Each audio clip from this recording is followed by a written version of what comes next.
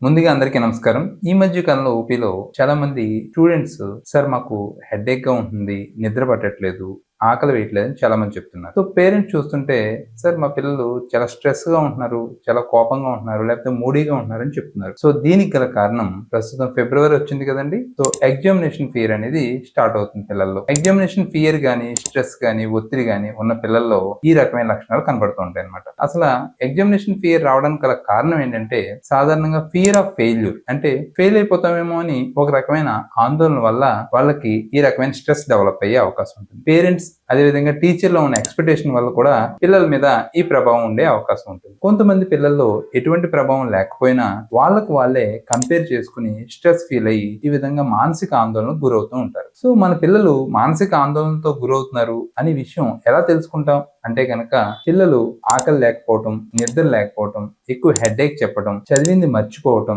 విపరీతమైన కోపం, mood of అయిపోవటం, ఎక్కువగా మూడ్ స్వింగ్ గా ఒక్కళ్ళే ఉండటం, ఇలాంటివి జరుగుతుంటే మనం కంపల్సరీ గుర్తించుకోవాలి మన పిల్లలు ఆందోళనతో ఉన్నారు అని. పిల్లలు ఈ విధంగా ఆందోళనగా ఉన్నప్పుడు ఏ విధంగా మనం ఓవర్కమ్ చేయాలి అంటే ఫస్ట్ థింగ్ వాళ్ళకి నిద్ర సరిగ్గా ఉంటుందో లేదో చూసుకోవాలి. వాళ్ళు ఎన్ని గంటలు నిద్రపోతున్నారు ఎగ్జామ్ టైంలో అనేది మనం ఖచ్చితంగా చూడాలి. సో అదే విధంగా వాళ్ళు తీసుకునే ఆహారం ఎలా తీసుకుంటున్నారు, సరిగ్గా తీసుకుంటున్నారా లేదా, టైం తీసుకుంటున్నారా లేదా అనేది కూడా మనం ఫోకస్ చేయాలి. పిల్లల్ని ఎప్పుడు కూడా ఇతరులతో కంపేర్ చేయొద్దు. వాళ్ళ మీద మనం పెట్టుకునే ఎక్స్పెక్టేషన్ కూడా వాళ్ళ అకాడమిక్ ఇయర్ లో వచ్చిన మార్కుల ఆధారంగానే మనం ఎక్స్పెక్టేషన్ పెట్టుకోవాలి తప్ప ఇతరులతో పోల్చుకుని ఎక్స్పెక్టేషన్ పెట్టడం వల్ల వాళ్ళకి ఒత్తిడి వచ్చే అవకాశం ఉంటుంది. మరికొంతమంది పిల్లల్లో మామూలుగానే యాంగ్జైటీ ఉంటుందన్నమాట. సో వాళ్ళకి ఖచ్చితంగా వాళ్ళతో కొంతసేపు మాట్లాడడం, ఎగ్జామ్ గురించి టెన్షన్ పడకుండా ఉండాలని చెప్పడం, ఇలాంటి ఇన్సూరెన్స్ మనం ఇవ్వటం వల్ల వాళ్ళ కాన్ఫిడెన్స్ లెవెల్స్ పెరిగి వాళ్ళు ఒత్తిడికి గురయ్యే అవకాశం ఉండదు. పేరెంట్స్ అందరికీ చెప్పేది ఏంటంటే పిల్లల్ని ఇతర పిల్లలతో పోల్చొద్దు. అదే విధంగా వాళ్ళ యొక్క స్టామినా